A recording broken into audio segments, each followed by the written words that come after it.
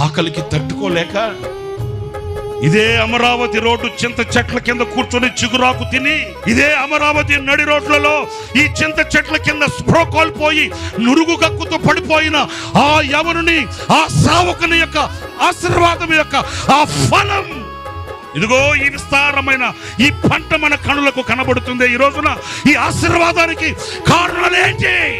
ఇదే చోట కూలిపోయిన ఒక పాక, అదే చోటుకి ప్రపంచపు నలుదిశల నుండి ప్రజల రాక, కూలిపోయిన పాకను చూచుకుంటూ కన్నీటి సాగరములో అల్లాడిపోతూ తల్లడిల్లిపోయిన ఆ కనుల కన్నీళ్లను చూచిన శక్తిగల దేవుడు దీవించిన దీవెనకు నిదర్శనమే ఈ కంటి చూపు మేరలో కనబడుతున్న ఈ ప్రపంచం.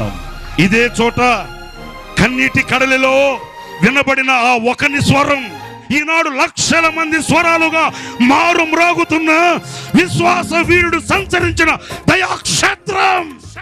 దీనికి కారణం ఆ ఒక్కని నోట పలుకబడిన ఆ శ్రేష్టమైన ఆ ఒక్కని స్వరం. ఈనాడు లక్షల స్వరాలుగా మార్చబడిన దీవెన దయాక్షేత్రం. ప్రియ సహోదరులారా, ఈ ఆశీర్వాదం ఎవరిది? ఈ దీవెన ఎవరిది? ఈ ఆశీర్వాదపు జల్లులు ఎవరి కొరకు? ఎవనిదో కాదు, ఒక యవనునిది. నడుము కట్టి నడుము బిగించి పనర్పణముగా ప్రభు పాదాల పట్ల రక్తం చిందించి ఆయన పరిచర్య కొరకై, ఆయన పని కొరకై ఆఖరి వరకు వెలిగి విజయాన్ని చూచిన ఆశా దీపం, విశ్వాస వీరుడు సంచరించిన ప్రాంతమైన దయాక్షేత్రం.